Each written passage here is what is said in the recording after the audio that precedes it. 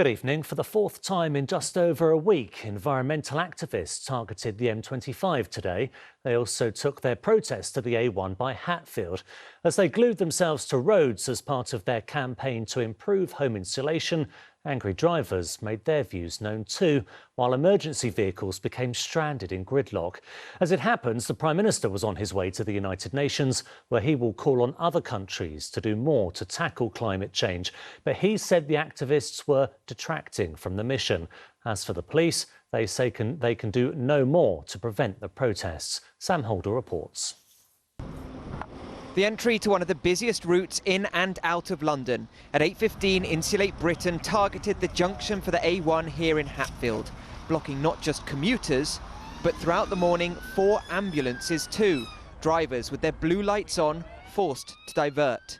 Among those glued to the ground, a councillor who travelled down from Scarborough. Insulating the homes of Britain is the easiest, most cost-effective way of reducing carbon emissions. But why block roads? Because it's the only thing that we can do that gets the publicity, that gets the government in a position whereby it's embarrassed. Pressuring the government by frustrating drivers. The roadblocks just keep coming all throughout last week, and this week has started the same way. It's left a lot of angry drivers here in Hatfield this morning. Idiots.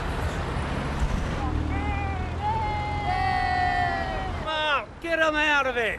So dodgers. Might have to bleep that one. How late are you? 2 hours. 2 hours late for work now.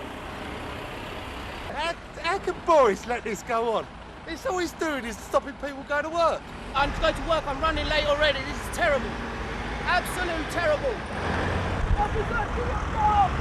In case you missed that, he shouted, "Officers, do your job." Police coming in for criticism from drivers and politicians for not breaking up protests quickly enough or preventing them in the first place. So wait, this is your fourth protest on the road in a week? And we carry on doing this when they release us from the police cells. We'll come and do it again, and we'll come and do it again, and we'll come and do it again.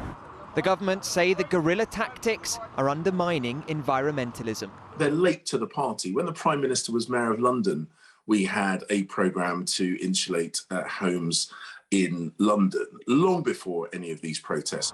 It took 2.5 hours for the final protester to be cleared. Across this and more action on the M25 this morning, a total of 41 people were arrested. Sam, some criticism for the police response today. That's right, Duncan. But the police on the ground say the problem is with the law, that it's not robust enough. They have to safely remove the protesters who are glued to the ground. But as we saw, the protesters will get arrested, then released, and then go and do the same thing again. Now, the Home Office says that's why they're trying to bring in this really controversial police and crime bill. But that's still a long way off. So for the time being, we really don't know how long these roadblocks are going to last. OK, Sam, thank you.